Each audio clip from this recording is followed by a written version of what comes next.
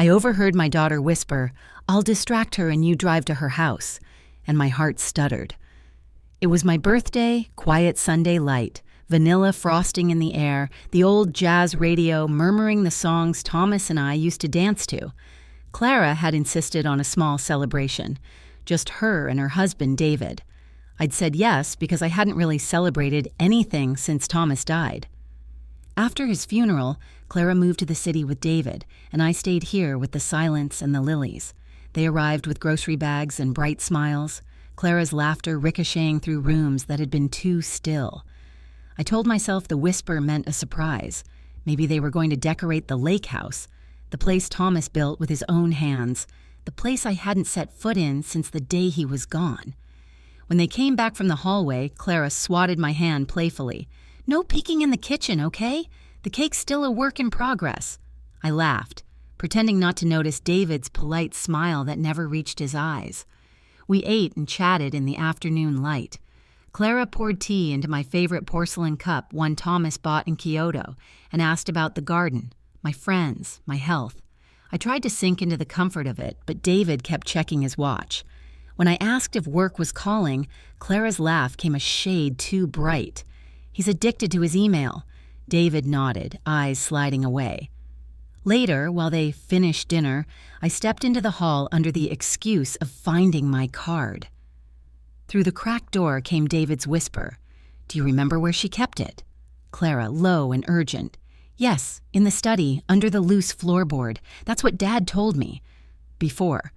Keys jingled. "We should go now," David said. "She'll be busy with the candles. I'll distract her." Clara murmured, "You drive to her house." I smiled through the rest of the evening, a ghost haunting my own celebration. When they sang and the candles trembled, I made a wish I'd never made before. Let me be wrong about them. After dinner, Clara suggested a walk. "Just to the park, Mom. You've been cooped up." David offered to stay and clean. "No," I said lightly. "I'll tidy later. You two go." From the kitchen window, I watched them reach the car. David slid into the driver's seat. Clara stayed behind, pretending to text. When the car turned the corner, she glanced back toward the house toward me, and my chest went cold. David didn't return for hours. When he did, they stood outside whispering fragments. "Couldn't find it. You sure it's there?" And Clara's quiet answer, "Dad said." A hollow opened in me. Thomas and the lake house, the floorboard, a box. By morning, I had a plan. Over coffee, I said, "I'm thinking of visiting your father's lake house today." Clara froze. David's spoon clicked against his mug. "That's sudden," he said.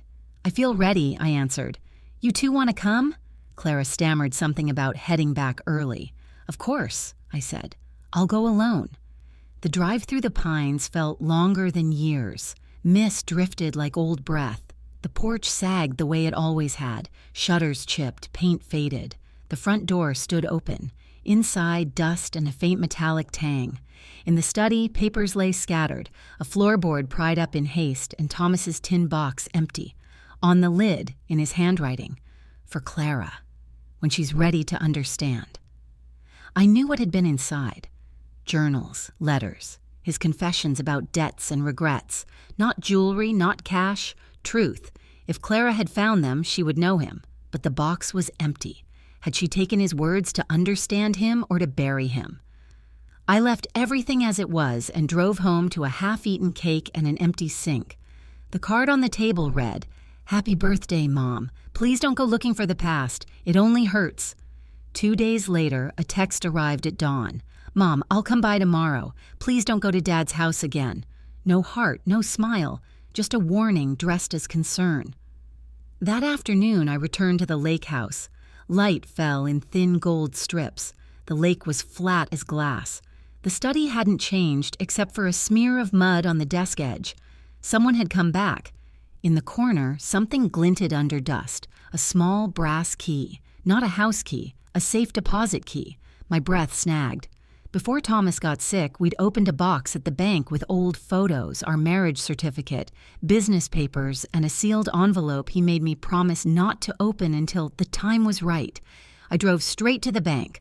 The clerk recognized me, slid the metal drawer out. The envelope lay inside, slit open, the contents gone. Only a slip of paper remained. Clara, my love, please forgive me. What I did for you, but some truths are meant to rest. Don't let greed bury what love built. Greed, love, truth. The words rattled inside me all the way home, where I found Clara waiting on the porch, eyes raw. "Where have you been?" she asked. "The bank," I said, her color drained. "Why did you go to the lake house?" I asked. She whispered, "You weren't supposed to know." Then the rush. Thomas had once told her he'd saved money somewhere. She thought the box held that money. David convinced her to look. "We're drowning in bills," she cried. "He said Dad owed dangerous people." I wanted to believe her panic, but why take the sealed envelope from the bank? Why the warning text? Why hide the note? When Clara finally fell asleep in the guest room, I sat with Thomas's scrap of handwriting and the ache of it all. David's words clung like burrs. "Your husband wasn't honest with you." I tore through the study until I found a loose panel beneath the desk. Inside, an old notebook, its pages filmed with dust. March 3rd, 2017. If anything happens to me, tell Clara gently. The money isn't stolen. It was payment for a life I once saved. April 10th. David came by again. He's using Clara's fear. I warned him. May 2nd. If this is found, I pray Margaret finds it, not him. June 14th, 2 weeks before Thomas's heart attack. He threatened to tell Clara lies about me, said I hid stolen funds. I refused to pay. I've left proof in the deposit box, a letter and receipts from the donor. I trust Margaret to protect what love built. The room swayed. Thomas hadn't been hiding theft. He'd been shielding Clara from David. The envelope at the bank was the proof David needed to distort or destroy. The next morning, I brought the notebook and the torn note to the police. Taped to the back cover was a flash drive with scans. A charity foundation's transfers, acknowledgments, the donor's letter. By afternoon, they confirmed the funds were legitimate. Quietly, they also mentioned an ongoing investigation into David for embezzlement. 3 weeks later, Clara returned, hair unbrushed, voice small. "They arrested David." She stared at me. "You knew." I nodded. "I waited for you." She crumpled into my arms, sobbing. "He told me Dad was a thief, that we had to protect the family name. I was so stupid." I held her, not because she'd earned it, but because love learns to survive. "We all believe lies when they come wrapped in care," I said. The months that followed were heavy and slow, Clara testified. The case against David widened, painful and public. She moved back to the city and started therapy. On some weekends, she returned with flowers for Thomas's grave, staying a little longer each time. One afternoon, she said, "I think I finally understand what Dad meant about not letting greed bury what love built." I smiled. It took me a while, too. I still live in the same house with the old jazz radio and the lilies that keep their promise every spring.